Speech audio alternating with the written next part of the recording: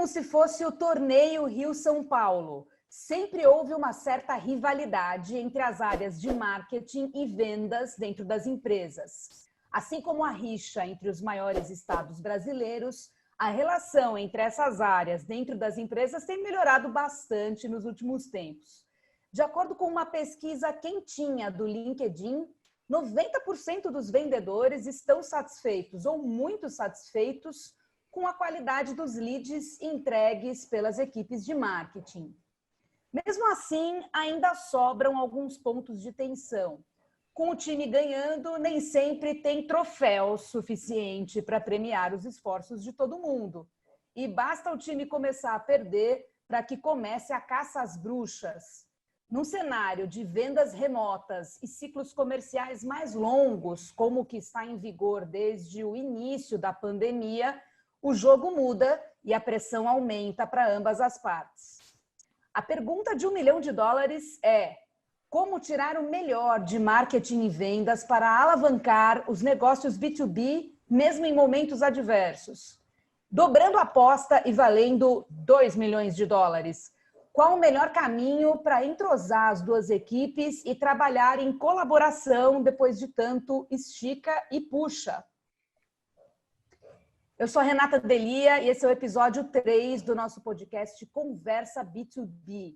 Hoje, além do Giuliano Dutini e do Guilherme Sboarin, sócios da Conversa Tech, estamos recebendo o nosso primeiro e ilustre convidado, Alexandre Calisto, diretor de parceiros estratégicos da Broadcom na América Latina, executivo com 20 anos de experiência em B2B.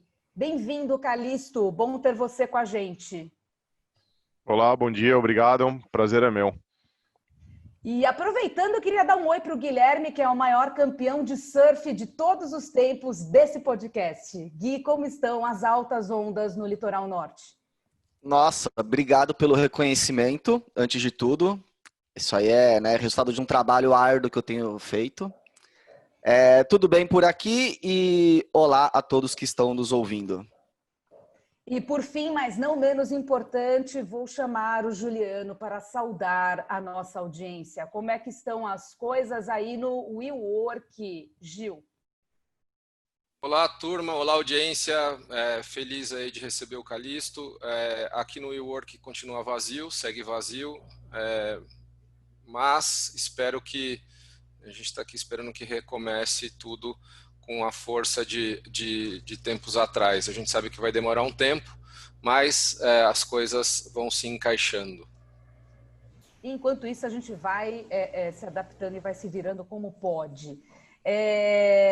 Eu queria lançar a primeira pergunta desse podcast para o Calisto, que na verdade é um contexto da sua carreira, Calisto. Você já trabalhou como gerente de produtos na Telefônica Empresas, já foi head de negócios de TI B2B na Oi, já foi gerente de marketing e diretor de contas na CA Technologies, que foi comprada pela Broadcom, e hoje é líder de estratégias de vendas de parceiros globais, provedores de serviços na Broadcom, à frente da conta da IBM.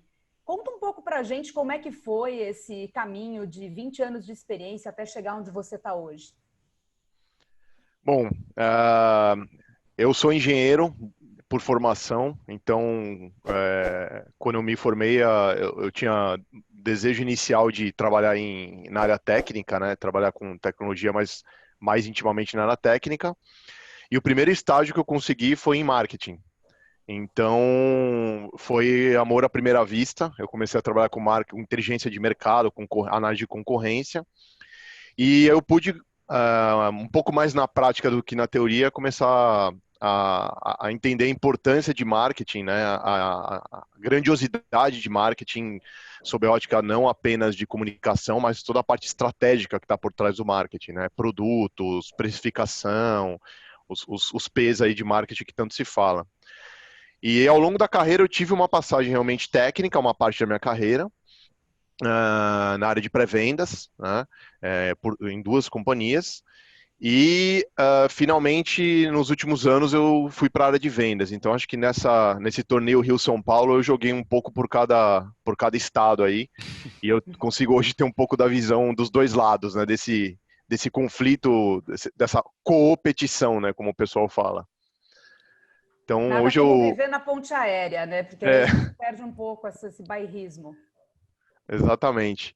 Então, foi realmente isso. Eu tive uma paixão muito grande por marketing, passei por algumas áreas de marketing, acho que produtos foi a área a qual eu mais fiquei, vamos dizer assim, investindo tempo da minha carreira, e vendas nos últimos anos. Então, agora eu cuido até de vendas através de parceiros ou de um grande parceiro no atual momento, né? Então, eu cuido desse parceiro na América Latina. Também é outra teoria ou outra academia de vendas, vamos dizer assim, que é vendas indiretas, né, através de parceiros. Então, mais ingredientes aí para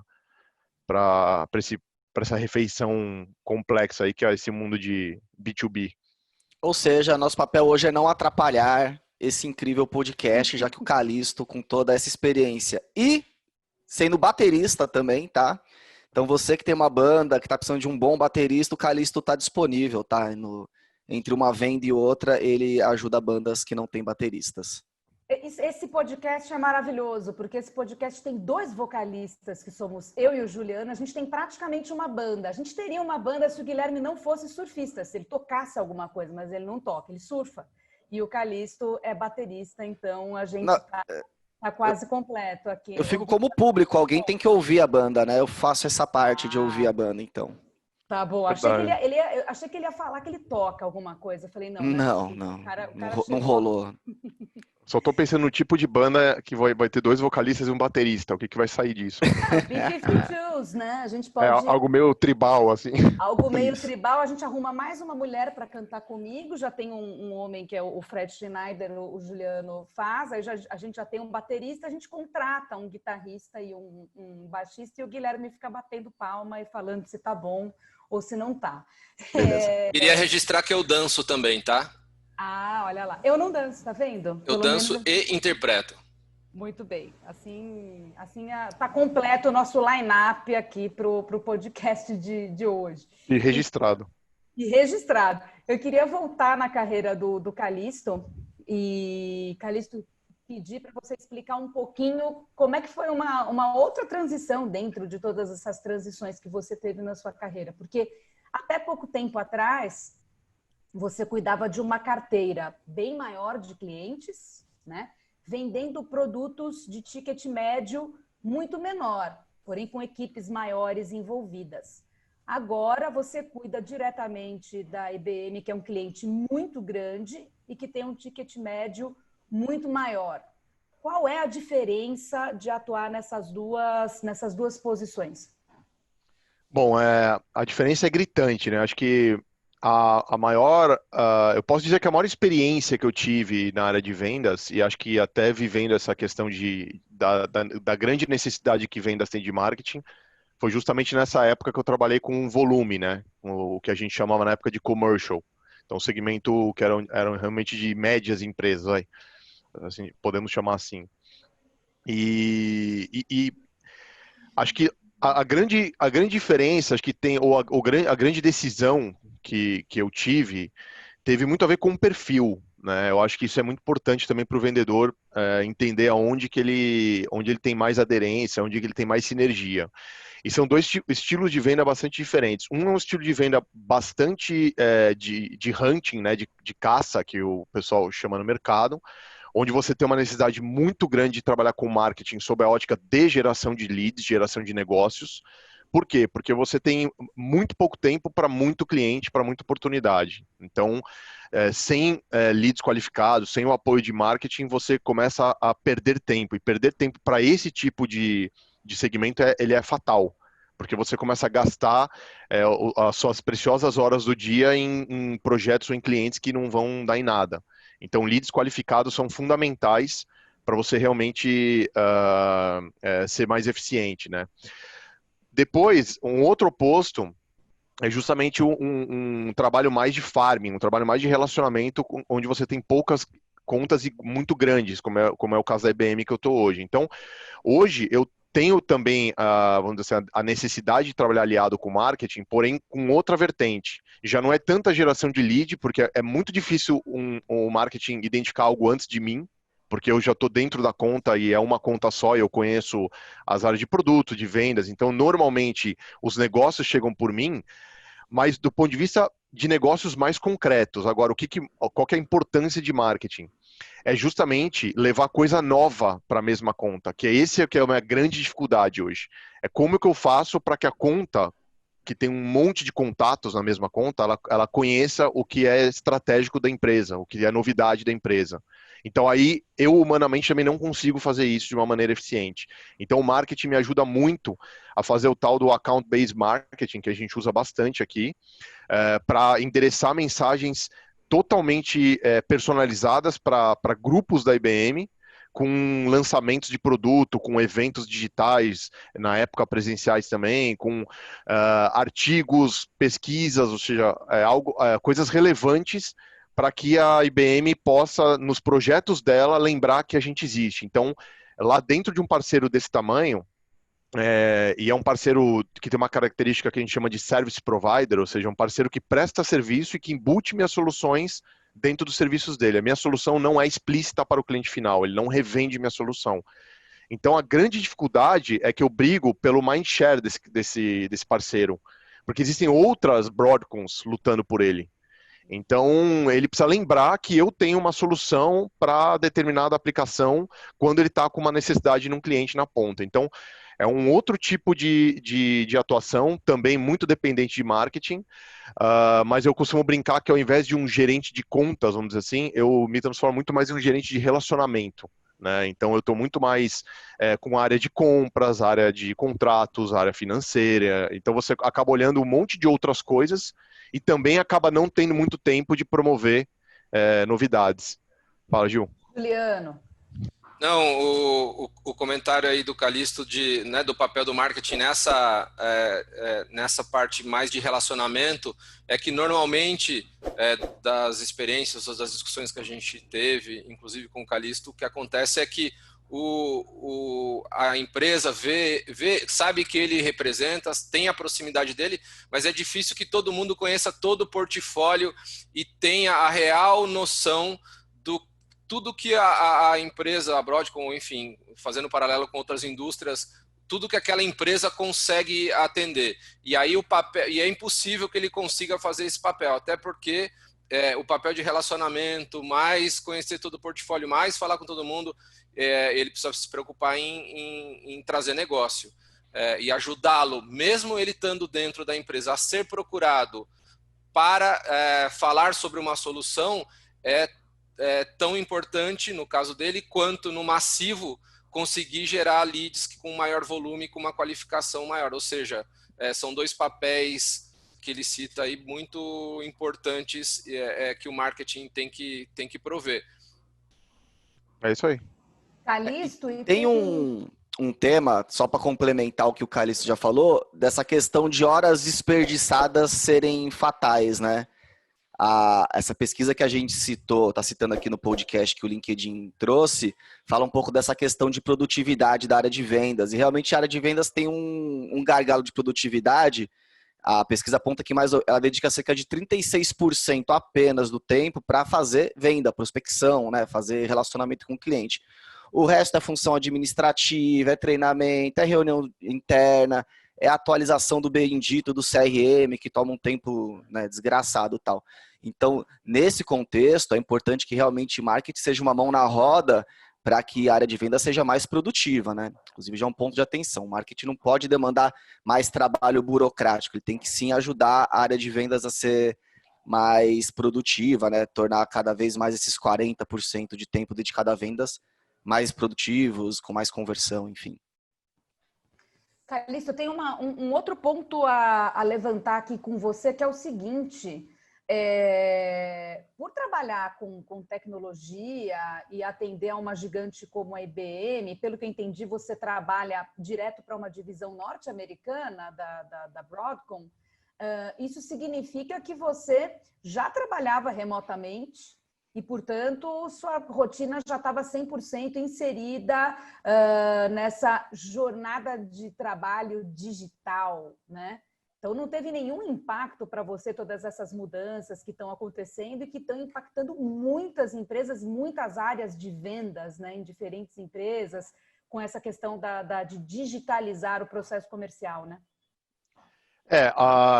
É verdade, eu já há pelo menos 2 anos oficialmente, vamos dizer assim, eu trabalho de home office, no regime de home office, e antes disso também era parte do meu dia, até pela questão da venda de volume. Eu comecei a perceber que eu era mais produtivo trabalhando atrás do computador e atrás do telefone do que tentando bater perna na rua, porque eram muitos clientes e muitas oportunidades. Então, você acaba num telefonema com um cliente resolvendo algo, ao invés de você se deslocar até ele. Então, já era uma cultura minha também no segmento mais massivo, vamos dizer assim. E aí, com a vinda da Broadcom, oficialmente, acabei virando há 2 anos home office. Eu posso dizer assim, a grande mudança que existiu não foi muito no regime do meu trabalho, foi muito mais na rotina da casa, né? Porque antes, quando eu trabalhava de home office, eu tinha o meu dia tranquilo, eu ficava no escritório reservado, né? Eu tenho filhos, e com a questão de home office, a minha esposa também veio trabalhar em casa, porque ela também trabalha no escritório externo, então ela veio trabalhar em casa, a gente também teve a questão da quarentena, então também não tinha ninguém para cuidar das crianças, não tinha escola, então o que mudou um pouco foi a rotina da casa, né? Não do meu trabalho. Meu trabalho realmente não mudou nada, mas é aquilo que a gente fala, né? A gente, na verdade, hoje as pessoas não estão muito bem de home office, elas estão de quarentena e é um pouco diferente uma coisa da outra, né? Então, mesmo quem já estava acostumado, você tem alguma disrupção aí na sua rotina, né? E tem uma pesquisa quentinha do LinkedIn, chamada Cenário de Vendas no Brasil 2020, e que especificamente sobre os negócios B2B no Brasil, falou um pouco dessas mudanças aí em relação a como trabalhar mesmo, não a rotina que a gente tem dentro de casa. Segundo a pesquisa, 28 das empresas que mudaram seus modelos de venda go-to-market, 28% delas aumentaram o uso dos canais de vendas digitais. Então, a gente tem aí quase 30% das vendas sendo realizadas de fato, né, por canais digitais. Outro ponto importante dessa pesquisa é que o mercado está reagindo bem a essas mudanças. 59% dos líderes B2B acreditam que o novo modelo de vendas é tão ou mais eficiente que o anterior. E 69% dizem que vão continuar nesse modus operandi para além de 2021. Ou seja, realmente é algo que veio para ficar. Mas a minha pergunta é: como é que as áreas de marketing e vendas estão interagindo na prática para fazer com que as coisas funcionem agora com essa jornada muito mais digital? Quais são os dilemas e quais são os pontos de conflito entre essas turmas no momento e como é que elas estão agindo para melhorar e para se adequar? Esse é um ponto excelente, porque eu acho que as áreas comerciais de algumas empresas já estavam talvez um pouco mais atuantes em modelo de home office, mas em geral os vendedores gostam de estar presenciais, né? Mas a área de marketing já vinha percebendo a história do marketing digital há mais tempo, né? Então acho que o aculturamento da área comercial já era o desafio antes da área de marketing, né? Eu vivi muito isso, então como eu vim de marketing, eu tentava, né, na medida do possível, ser um aliado da área de marketing dentro de vendas, para os treinamentos, para as inovações que o pessoal estava trazendo para canais digitais, inbound marketing, todo esse tipo de coisa. Mas era uma questão já de uma cultura já desafiadora para você colocar isso na cabeça dos vendedores, né? Eu tive a sorte de ter tido um líder que já era um crente desse segmento digital de marketing e também era um cara muito bom em vendas de volume. Então, ele me ajudou muito no começo, porque eu fiquei bastante perdido com uma carteira grande, e ele falou para mim exatamente isso. Ele falou: os seus maiores aliados vão ser o tempo e marketing. Você precisa realmente trabalhar junto com eles para você ter coisa eficiente, e você vai precisar gerenciar seu tempo de maneira também eficiente. Então, eu acho que a dificuldade hoje, talvez pela tratativa 100% remota, seja justamente esse aculturamento da área comercial, que talvez tenha ficado um pouco mais distante da área de marketing. Então, acho que o grande desafio é aculturar os vendedores para fazer com que eles acreditem que marketing está lá para ajudá-los, né? E não que, não, agora eu tenho que pegar a minha lista de contato para mandar para marketing mandar algum tipo de comunicação, eu tenho que fazer isso, eu tenho que atualizar o CRM. Então, você começa a entender que tudo isso vai te ajudar lá na frente, e lá na frente não tão longe. Mas para mim hoje o grande cerne da questão é esse. Acho que o aculturamento da área comercial talvez seja um desafio ainda maior em tempos de trabalho remoto, né? O que mostra que a gente está realmente numa fase de ouro da relação entre marketing e vendas no B2B. Acho que nunca foi tão boa. Porque um dos grandes milindres que marketing tinha em relação a vendas é que ela não era reconhecida por vendas durante muito tempo, estou falando há mais de 10 anos isso, tá? Não reconhecia valor real na área de marketing, ou muito pouco. E se a gente fizer um comparativo com o cenário atual, a gente vê que realmente vendas hoje enxerga em marketing, como o Calixto está reforçando aqui, como a pesquisa reforçou também, vendas enxerga em marketing é uma ferramenta fundamental para conseguir trabalhar. Seja você trabalhando com uma grande carteira de clientes, seja você trabalhando numa carteira menor, numa tática mais de ABM e tal.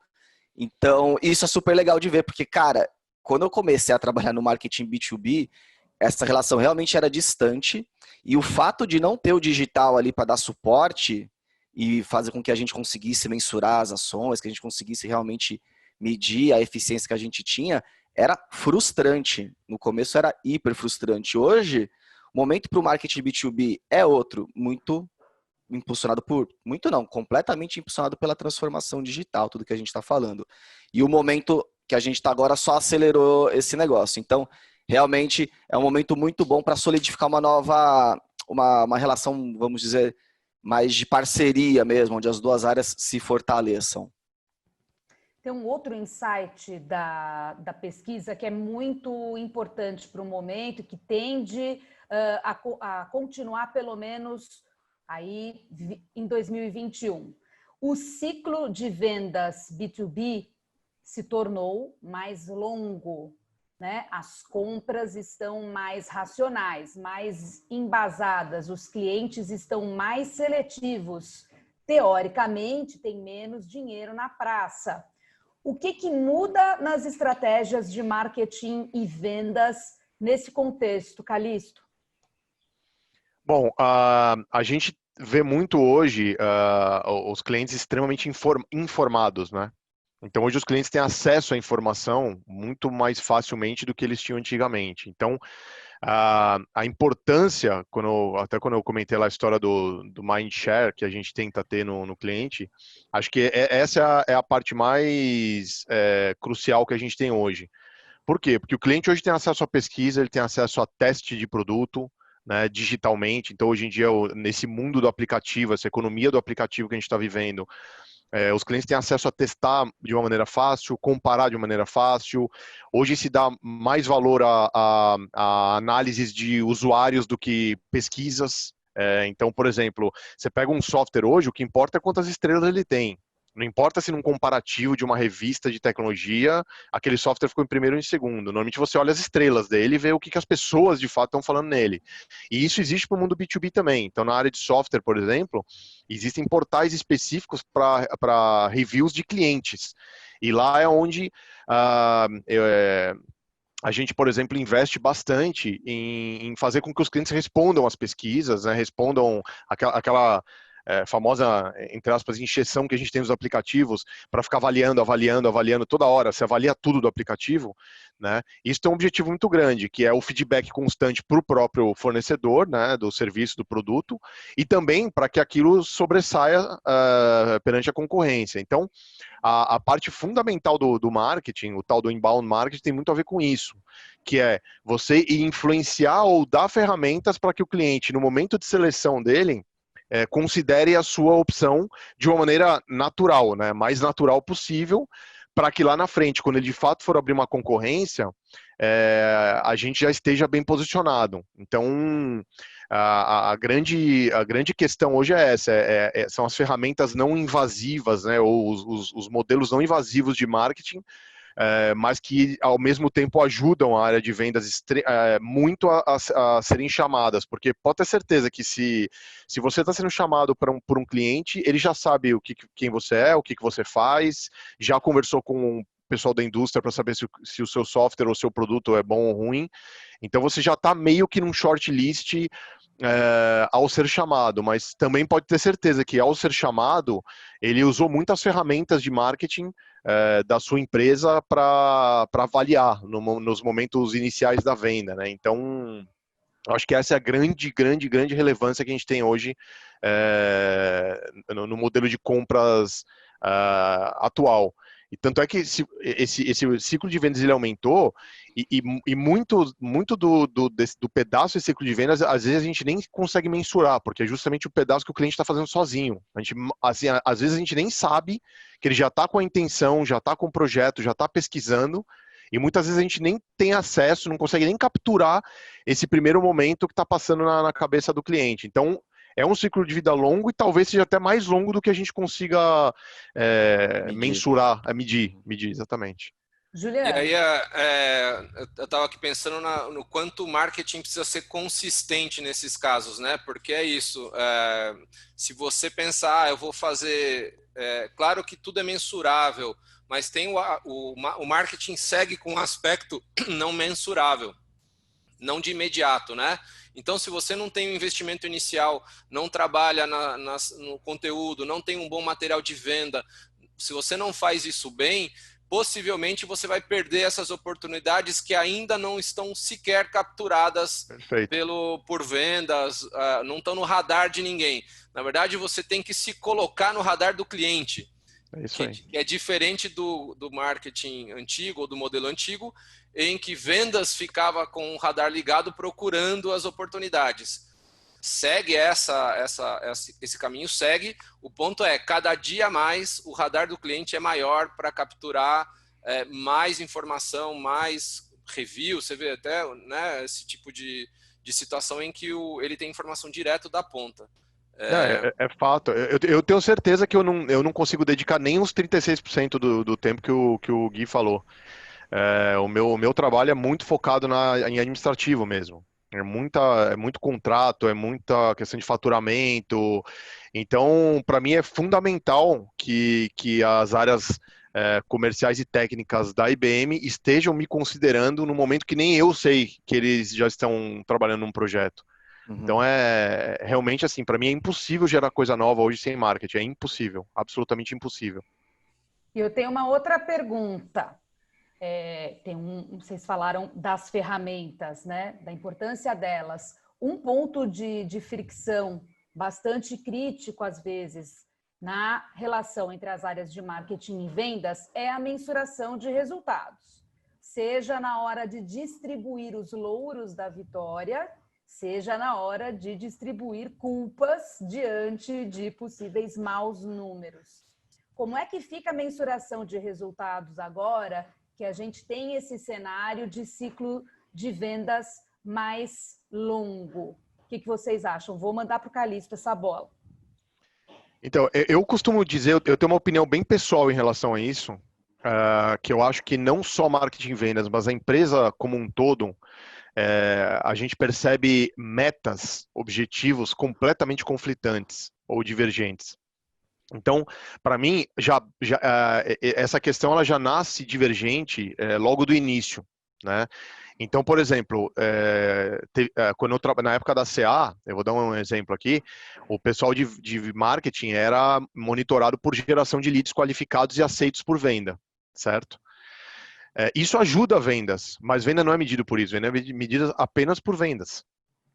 Então, vamos dizer assim, esse conflito que existe, e essa questão até que o Gui comentou, até mais evidente no passado, é justamente que vendas sentia, hoje isso reduziu bastante, mas vendas sentia que ela carregava o fardo da venda sozinha, porque as outras áreas não chegavam até o fim com ela, né? Até o fim da cadeia com ela. Então, quando eu trabalhei na área de marketing da CA, a gente tinha uma meta muito forte de entregar leads qualificados e aceitos. Então, o pessoal de vendas tinha que confirmar aquilo com o cliente, tinha que aceitar esse lead. Então, obviamente, depois eu fui para o lado de lá da cerca, né? E hoje em dia nem cerca mais existe, mas fazendo uma simbologia aí, eu vi o quanto esse trabalho era importante. Mas no final do dia, você tinha uma pressão muito grande por vendas, né? Outras coisas que a gente percebe, por exemplo, quando eu era da área de produtos, eu tinha um objetivo, na área de produtos da própria Telefônica, eu tinha um objetivo de lançar produtos novos e que gerariam novas receitas para vendas. A área de compras da própria Telefônica ou de qualquer outra empresa tinha o objetivo de comprar mais barato. E não necessariamente o mais barato era o melhor produto que a gente tinha, porque a gente tinha feito um trabalho com uma série de fornecedores, etc. E aí, na hora que chegava na questão comercial, que a gente não se envolvia, a área de compras não tinha o mesmo drive que a gente tinha estratégico. Ela tinha o drive puramente de o quanto eu consigo reduzir da primeira proposta para a última proposta. Então, eu costumo falar bastante, é uma visão, pelo menos muito pessoal, uma crítica muito pessoal que eu tenho, que é, enquanto as metas não forem alinhadas, elas não forem comuns, elas não forem umas consequentes às outras, eu acho difícil essa divergência voltar a convergir. Justamente por isso, porque o que eu acabo percebendo é exatamente isso. As equipes, por mais que seja uma parte do processo de vendas, não é a venda em si, né? Eu tive, por exemplo, teve épocas que eu tive componentes da minha meta que eram não só de vendas, mas eram de faturamento, né? E de satisfação a cliente. Por quê? Porque aquilo era um drive importante daquela época para as empresas que eu trabalhei. Então, tem uma frase muito legal que eu aprendi com um executivo que era responsável por metas e carteira na minha época da Oi, que ele falava: diga-me como me cobras que eu te direi como me comporto. Essa é a cabeça pura do vendedor, pura. O vendedor ele vai sempre achar o curto-circuito, ele vai sempre achar o caminho mais fácil para ele vender e atingir os resultados dele. E você tem que tomar muito cuidado com o que você pede para o vendedor, porque ele vai cumprir exatamente o que você está pedindo. Então, a forma dele, né? Não, sempre. Cuidado com o que pede. Cuidado com o que pede e como pede, que o vendedor. É que eu brinco, né? A brincadeira meu técnico é do curto-circuito, porque a corrente elétrica ela vai sempre para o curto-circuito. Sempre onde não há resistência. O curto-circuito é um circuito sem resistência. É sempre para onde ela vai, né? Então, por isso que eu costumo dizer, a estruturação de metas e resultados e objetivos é algo extremamente estratégico, extremamente importante, extremamente crucial e é feito por marketing. É uma cadeira de marketing. Então é por isso que não só a parte de geração de leads, mas essa outra cadeira de marketing também é fundamental no trabalho com estruturação de time de vendas. Senão a coisa não anda. Guilherme. Verdade. Então tem duas coisas, basicamente. O Calixto falou, primeiro, esse gargalo de mensuração tal. Primeiro é o que medir.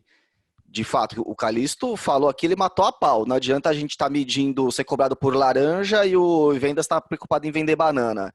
Então, na hora que marketing for estabelecer o que mensurar, tem que ter esse alinhamento. A empresa tem que estar caminhando junta, né? Marketing e vendas, no caso, principalmente. O outro ponto é a questão mais técnica, né? De você realmente conseguir gerar, analisar e ter visibilidade dos dados, né? Que aí entra um pouco a parte mais de tecnologia, não só na captura do lead, ou não só no processo de social selling, o processo de interação com o cliente. Esse momento de novo, de transformação digital, exige que as áreas abracem a tecnologia como um todo, durante todo o processo. Então, você tem sim que ter a integração correta do CRM para capturar os dados que vendas está gerando. Você tem que conseguir gerar, mapear, rastrear qual que foi a origem desse lead, se foi de eventos, foi de alguma ação de inbound que você fez, se foi de mídias, foi de um webinar, e conseguir rastrear toda a cadeia dele, desde quando chega para vendas, até quando converteu, se não converteu, por quê. Então, assim, é um erro clássico, na verdade é uma evolução que tem que ser feita hoje, é isso, é você conseguir trazer esse arrojo tecnológico para a parte de captura de dados e análise, né, para mensuração mesmo. Então isso é um desafio que a área de marketing tem que fazer, ela não resolve sozinha, ela precisa de parceiros, precisa de um baita de um suporte da área de TI, precisa de um baita do engajamento da área de vendas em trazer as informações, que isso também costuma ser um gargalo. Deixa que vendas coloca a informação, mas deixa o campo aberto, por exemplo. Então, a vendas coloca o que quiser. Depois você não consegue ter uma análise consistente. Então, acho que é isso. 2 pontos. O que medir e como medir. Trazer tecnologia para esse processo. Senão, a coisa fica capenga. Não tem jeito. Tem um outro ponto aqui que o Calixto tocou, que é a questão do relacionamento, né? Conflui aí para a questão do relacionamento. A pesquisa do LinkedIn confirma um ponto que nós debatemos nos episódios anteriores. Aliás, quem não ouviu ainda, ouça os nossos 2 episódios anteriores. Siga a gente no Deezer, siga a gente na Apple, no Google e também no Spotify. Se inscrevam no nosso site conversa.tech e recebam também nossas amigáveis newsletters mensais, porque a gente está sempre discutindo e a discussão sempre transborda o que a gente fala aqui no podcast. E essa é uma discussão que está transbordando no momento e faz todo sentido. No mundo todo, houve um aumento de 40% em abordagens mais amigáveis por parte dos representantes de vendas, de acordo com essa pesquisa do LinkedIn. 70% deles afirmam que a retenção de clientes tornou-se uma prioridade desde o início do ano. E do lado dos compradores B2B, 47% afirmam que a confiança é o principal atributo no relacionamento com vendedores. O Calixto já atua num contexto em que o relacionamento com o cliente é crucial, porque ele está lá todo dia, né, dentro desse cliente. Que conselhos você daria, a partir da sua experiência, para as equipes de vendas que estão virando essa chavinha só agora? Eu diria que, a parte de confiança ela é fundamental, sem dúvida, começando até por esse tópico. E eu diria não só entre o vendedor e o comprador, vamos deixar de uma maneira bem simples, bem simplificada, bem simplória. Eu acho que é fundamental, acho que hoje em dia é uma venda de confiança mesmo, principalmente numa conta de relacionamento. E principalmente, eu acho que nesse mundo de trabalho remoto, eu acho que a confiança entre as pessoas da mesma empresa, perdão, entre as pessoas da mesma empresa, eu também vejo isso de uma maneira fundamental. Ou seja, líderes hoje não têm mais os seus colaboradores próximos fisicamente. Então, a confiança entre eles e a sua equipe, a confiança entre um vendedor e um comprador através de uma tela, ela é ainda mais crucial. Então, a gente vê muito essa questão cultural hoje de as pessoas trabalham remotas, aí os líderes, putz, será que a pessoa está trabalhando? Será que a pessoa está tendo que fazer afazeres domésticos? Então fica muito no ar. E só com confiança é que esse barco vai navegar.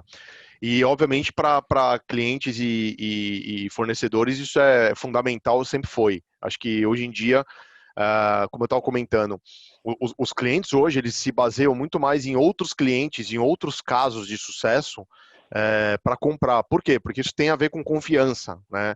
É a confiança mais genuína que existe, é você receber uma indicação, é você ler uma análise de um outro cliente, ao invés de você pegar simplesmente um instituto de comparação de produtos, uma reportagem de comparação de produtos. Então, Isso para mim é a confiança mais pura que existe, né? E quer falar, Gil? Não, eu ia comentar, sempre me ocorre, desde que a gente trabalha com B2B, enfim, eu acho que o conteúdo, por assim dizer, mais antigo gerado pelas empresas são cases, né?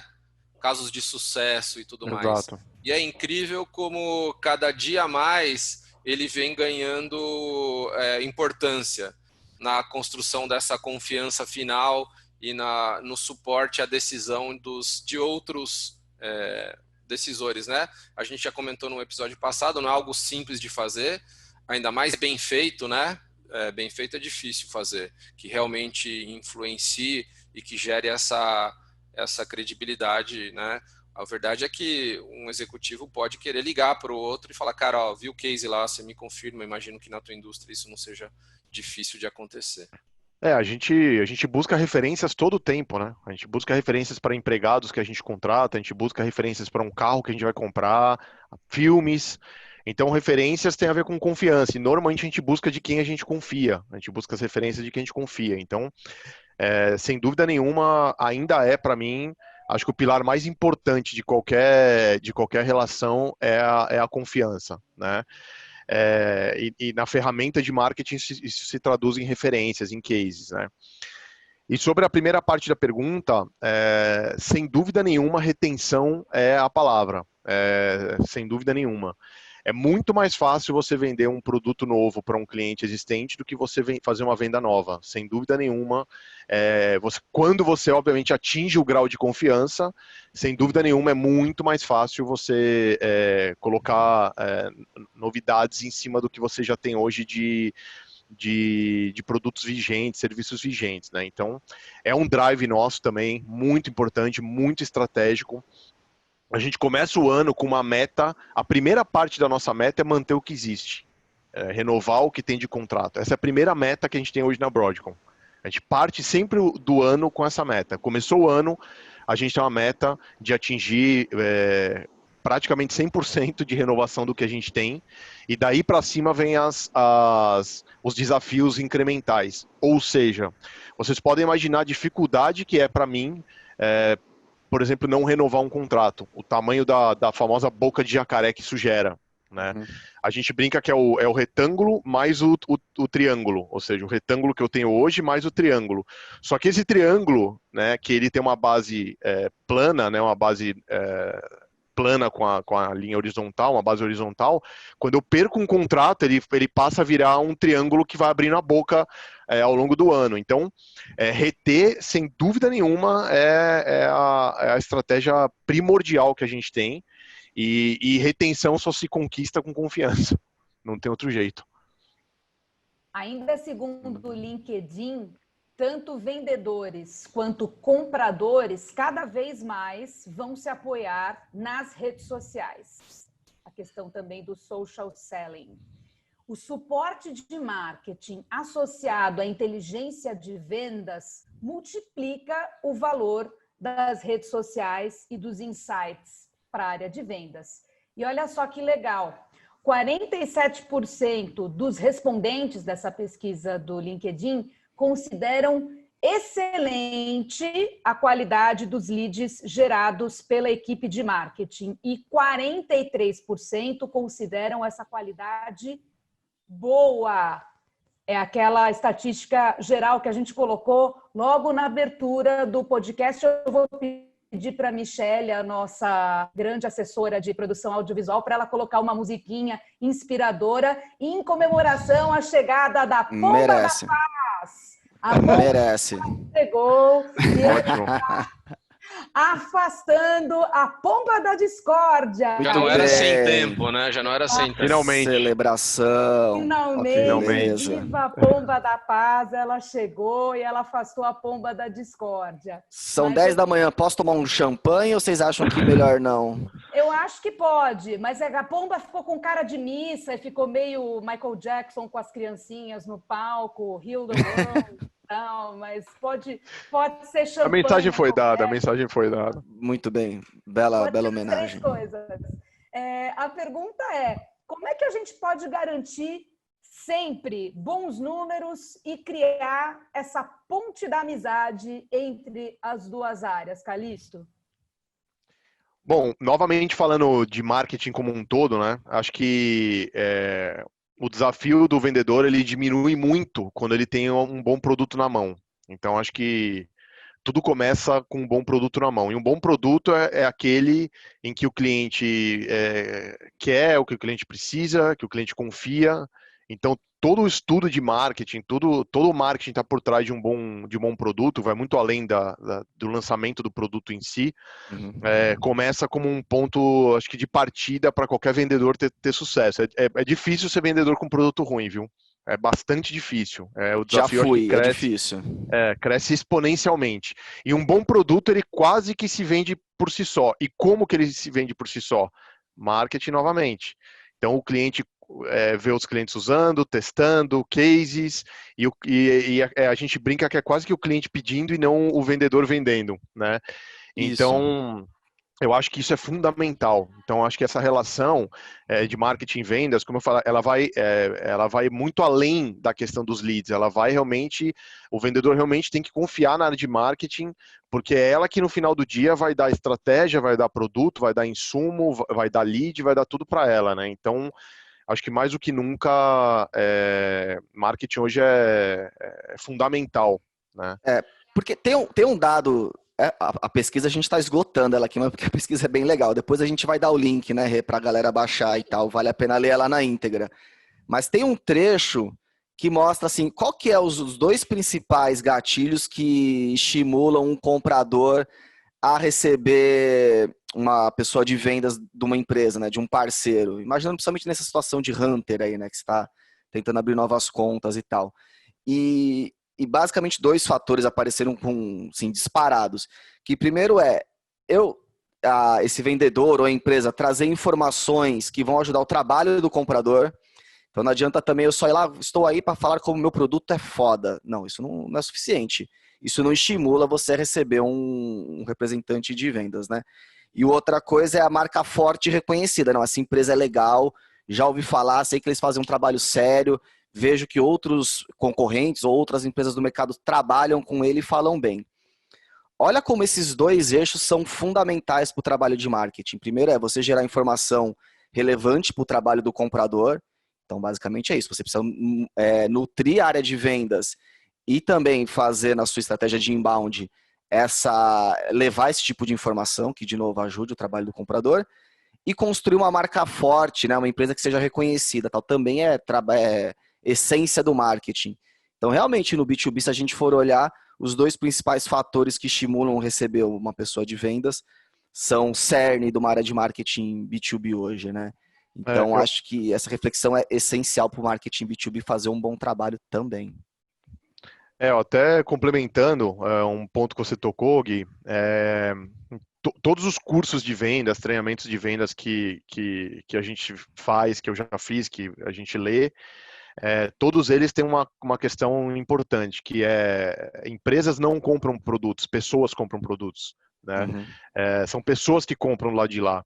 E você falou um ponto super importante. Você falou, o produto é foda para você, não necessariamente é para o cliente, para a pessoa que está do lado de lá. E a pessoa sempre tem uma necessidade, ela sempre tem uma demanda, seja estratégica, seja redução de custo, seja melhoria operacional, o que quer que seja. Então, você falou uma coisa que é fundamental. O produto, ele por si só, ele é algo mais estático, vamos dizer assim. Quem dá o movimento para o que ele vai fazer é marketing. Exato. Quem dá a mensagem do produto, para onde ele se aplica, como ele se aplica, é marketing que problema ele vai resolver. Exatamente. Marketing começa a botar o movimento nesse produto mais parado, né? O produto sozinho, ele tem uma coisa que eu aprendi no primeiro curso de venda que eu fiz. O produto sozinho ele tem características que são sempre comparáveis, né? Agora, quando o cliente não compra isso, o cliente compra benefícios, compra vantagens para ele e não compra características. Então, isso é fundamental, Gui. Só para complementar, você falou muito bem agora. Juliano, quer falar? Não, eu ao longo, enfim, dessa conversa toda, tenho pensado muito na questão do protagonismo das áreas de marketing, né? Da oportunidade de ser um profissional de marketing hoje no mercado B2B. E, enfim, a gente já vem atuando há bastante tempo, eu já fui executivo, enfim, dentro de empresas em áreas de marketing, e todas essas dificuldades de mensuração, de aproximação, todas essas barreiras que geravam essa frustração que o Gui comentou estão acabando. As portas, vendas realmente precisa, deseja e quer que essas pontes sejam construídas com marketing. Porque se a gente for pensar, a gente falou de dados, informação, isso tudo, também precisa que vendas preencham as informações, traga as informações para que marketing consiga melhorar produto, melhorar a sua comunicação, melhorar a sua mensagem, né, para chegar na ponta e fazer de fato a diferença. Então, antigamente tem o lado positivo e o negativo, né? Os profissionais de marketing antes podiam se esconder atrás dessa desculpa verdadeira que era, poxa, vendas não me passa informação, ou eu gerei e não soube o resultado disso. Isso tudo está acabando. Então, a oportunidade é de realmente assumir o seu papel, ter o seu protagonismo, ser sim reconhecido pelo resultado que você gera e, mais do que nunca, tá apoiado, um apoiar o outro, né? Acho que não tem mais escapatória, especialmente nessa história de pandemia. Não tem mais o cafezinho para chegar com o vendedor e falar, cara, ó, me conta aí, como é que tá sendo lá na... Cara, se ninguém digitalizar essa informação, não virar dado, ela não vai ser considerada, ou seja, não vai melhorar. Então, a pandemia, todo mundo já sabe, enfim, um assunto que já está um pouco até bastante tratado, inclusive por nós, mas o fato é, o vendedor clássico, aquele que, né, tem muito relacionamento, muita confiança do seu cliente e que tem muita presença, enfim, um cara profundo e que consegue estabelecer isso, ele sozinho, hoje em dia, fazendo só isso, também não vai mais conseguir gerar resultado. Ele vai sim precisar preencher as informações, dar os feedbacks de maneira estruturada para que a coisa caminhe. Como o Gui falou, negócio de ferramenta, simplificação e automação. Isso ajuda muito o dia a dia de vendas. Perfeito. Aí com o chapéu de vendas do meu lado aqui, para que essas informações retornem, né? Então, ferramental é fundamental mesmo. E o porquê, né? Muitas vezes os dados, a equipe de vendas é muito demandada por informação, dado e tudo mais, sendo a única fonte que está direto com o cliente, não sabe nem para que depois isso vai ser utilizado, ter essa transparência também. Ótimo ponto. No assim, geral, porque senão, puta, só enche meu saco, manda preencher isso aqui, sei lá por quê, né? Ótimo Vira um ponto. trampo mala. Mais um, né? Só vai a pilha.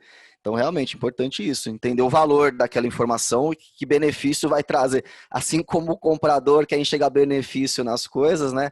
A área de vendas também tem que enxergar, né? Então, é importante. Estamos chegando à reta final do nosso podcast e eu queria partir para as considerações, perguntas finais. No geral, de maneira atemporal, independente do momento que a gente está vivendo agora, quem pegar esse podcast na cápsula do tempo daqui a 20 anos vai saber que a gente está em 2020 e que ano está sendo 2020. Mas não importa em que ano a gente está. Qual é o comportamento de marketing que mais atrapalha as equipes de vendas? E qual é o comportamento de vendas que mais atrapalha as equipes de marketing? Vou pedir para cada um dos três responder, começando pelo Calixto. Bom, essa é uma boa pergunta, viu? Lá vai. Eu diria que, pegando um pouquinho do gancho do que a gente estava falando agora há pouco, eu acho que talvez seja isso. Acho que a exigência de informações de uma maneira burocrática, de uma maneira sem compartilhar objetivos e benefícios com o vendedor, eu acho que é o que mais atrapalha vendas com que o marketing faz. Então, para mim, eu acho que com o chapéu de marketing hoje, é exatamente isso, é você burocratizar o processo, ao invés de você simplificar e automatizar ao máximo a obtenção dessas informações. Então, esse para mim é uma questão, acho que, olhando da parte mais de processo, vamos dizer assim, eu acho que é o que mais atrapalha. Lembrando dos meus lados de vendas, de marketing, perdão, eu acho que eu não sei se era o que mais atrapalha, eu não sei se venda chegava a atrapalhar marketing, porque, vamos dizer assim, na cadeia do processo, apesar das coisas serem hoje serem meio que uma coisa só, mas se a gente fosse serializar na época que eu era em marketing, realmente vendas vinham um pouco depois o processo de marketing, que era até a conclusão da venda. Então não chegou a atrapalhar, mas eu acho que a questão que a gente comentou aqui, acho que dos louros, a questão da falta de reconhecimento, o louro era sempre só da concretização da venda, nunca era do time todo que saía do goleiro tocando bola, até empurrar pro 9 lá, que só empurrava pro gol, e o 9 era reconhecido como artilheiro e mais ninguém tinha reconhecimento nenhum, né? Ninguém nem lembra quem é o cara que dá mais assistência, ninguém nem lembra quem é o melhor goleiro. Então, o que eu sinto na minha época assim de marketing era isso, assim, era realmente essa falta de reconhecimento, né? Não lembro de algum episódio de vendas atrapalhar. Tinha uma questão de que realmente a gente comentou aqui que vendas é quem vive dentro do cliente e ela tem realmente um nível de informação, uma precisão de informação única. E acho que o não compartilhamento dessa informação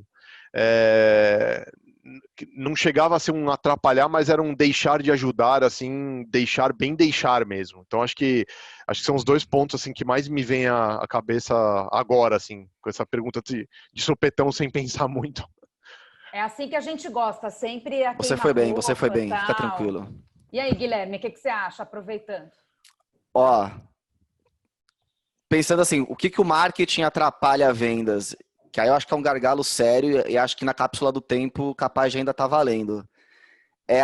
O não alinhamento com vendas. Vendas não pode ser pego desprevenido. Por exemplo, o cliente fala, recebi essa comunicação incrível de vocês, quero saber do que se trata, e vendas não está sabendo. Então é muito importante que marketing informe, comunique para vendas tudo o que está sendo trabalhado, que tipo de conteúdo a gente está mandando para os clientes, o que eu estou comunicando, enfim. Isso é bastante importante e é um ponto que costuma dar pau aí, dar curto-circuito, que nem falou o Calista agora há pouco. Chega informação para o cliente está tendo uma experiência com a empresa, recebendo dados, enfim, e não está sabendo, né? E aí, o cliente veio me cobrar tal coisa, eu não fazia ideia do que estava rolando.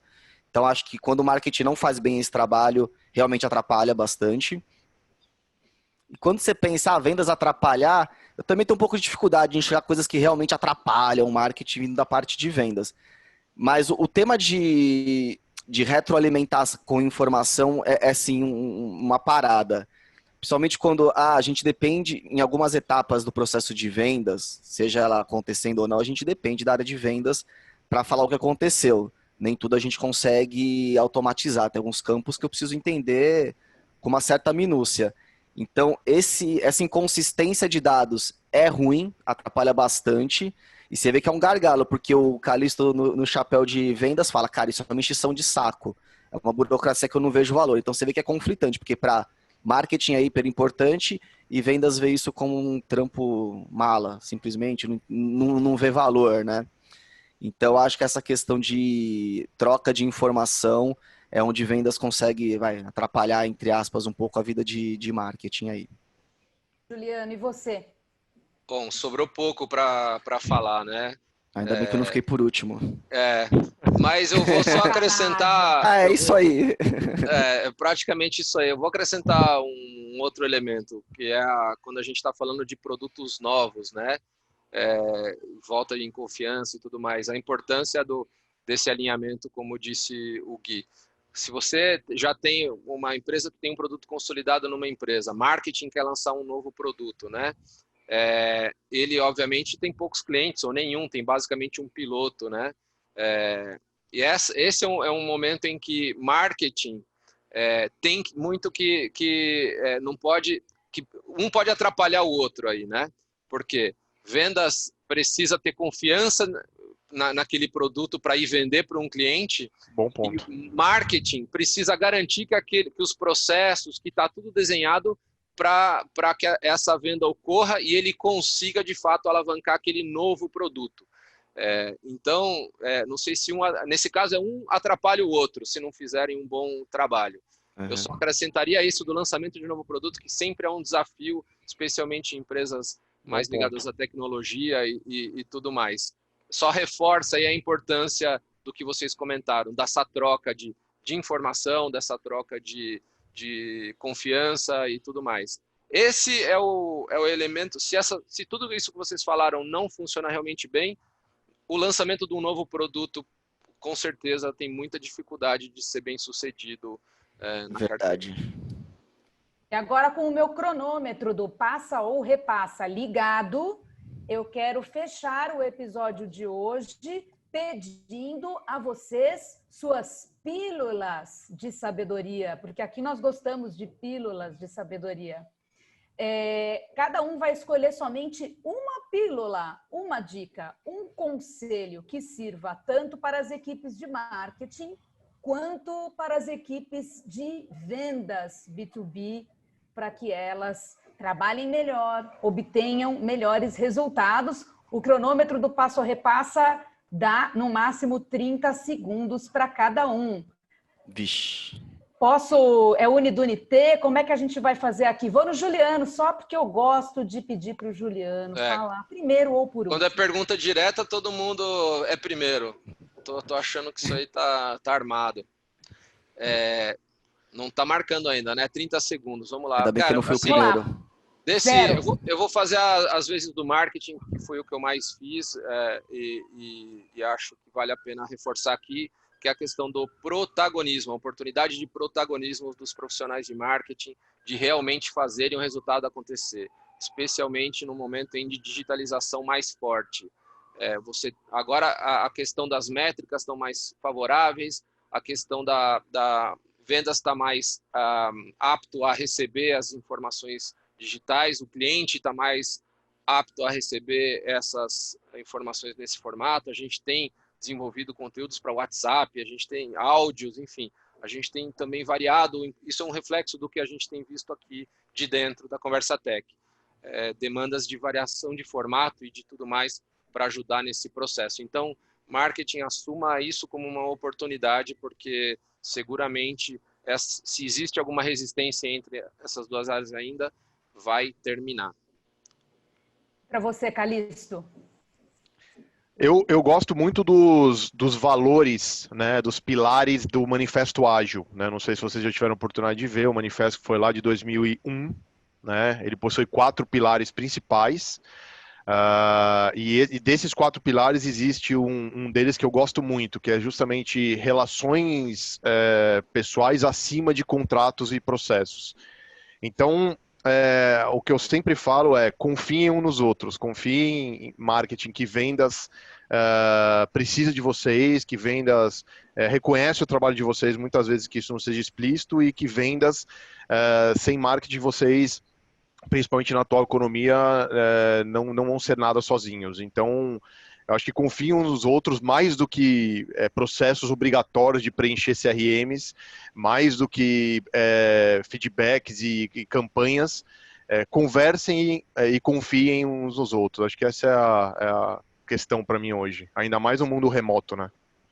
Guilherme, sobrou para você a última. Nossa, depois dessa do Calixto, me ferrei aqui. Falar, é isso aí. Termina com é isso aí. Minha dica é: façam o que o Calixto falou, que não tem erro. Eu tenho uma, que é o seguinte, para os amigos e amigas de marketing. Vale começar a estudar um pouco, galera, técnica de venda. Começa a estudar um pouco essa disciplina, porque o marketing geralmente costuma passar longe disso. E eu acho que é um gap que muitos profissionais têm. Como é que você vai produzir um bom material de marketing, uma boa abordagem para os seus vendedores fazerem via LinkedIn, se você desconhece o tema, tá? Então, acho que é um convite interessante. Tem um monte de curso gratuito, inclusive, disponível online, já que está todo mundo fazendo disso. Dizem que está todo mundo fazendo curso online agora. Então, dito isso, pegue um curso bacana aí, obviamente que atualizado, né, nesse contexto que a gente está, de venda digital, e dá uma estudada, vai valer a pena, você vai ter muito mais segurança e assertividade, eu não gosto muito dessa palavra, para produzir os seus materiais, os seus conteúdos para suportar vendas. Até complementando esse ponto que você falou, super legal, Gui, é o seguinte, a maior baque que eu tive quando fui para de vendas, eu chutaria assim, que 50% da dificuldade de vendas é você evoluir o processo de vendas e 50% é você fechá-lo. Então, compras e contrato é um negócio absurdamente complexo e demorado, dependendo do caso. E isso é muito falado em curso de vendas. Então, acho que o que você falou é legal, porque talvez essa empatia de marketing no processo, ela cresça exponencialmente ao começar a conhecer a dificuldade que o vendedor tem de fechar a venda, porque ela é tão difícil quanto abrir. Boa. Sem dúvida. Não dá para encerrar melhor, hein? Não dá para encerrar melhor essa pílula. Olha só, quem encontrar essa garrafa pílula é um tratamento inteiro. Com essa pílula milagrosa, mágica, não importa em que momento da cápsula do tempo, daqui a 20 anos, daqui a 10 anos ou daqui a 2050. uma semana, acho que vai estar valendo ainda. Queria aproveitar para agradecer a presença do Alexandre Calisto, foi sensacional. Boa, Calisto. Prazerzaço. Boa, Calistão. Tenho certeza que a nossa audiência vai gostar. Queria Aprendi agradecer muito. Também. Opa, que legal, muito bom. A gente gosta de aprender aqui, a gente não está aqui para ensinar, a gente está aqui para trocar experiência e aprender. Você que ouviu esse podcast, conta para a gente também o que você achou, que temas você gostaria de ver abordados aqui. Possivelmente esse tema de marketing e vendas a gente ainda vai desenrolar em outros episódios, em outros conteúdos no nosso blog, que você pode acessar por conversa.tech, nas nossas newsletters e também nas nossas conversas. Quem quiser bater um papo, só escrever para a gente, os contatos estão aqui, é só acessar no descritivo do episódio. Muito obrigada e daqui a 15 dias a gente está de volta. Até mais, Guilherme, até mais, Juliano. Valeu, galera. Valeu, obrigado. Obrigadão. Até mais, gente.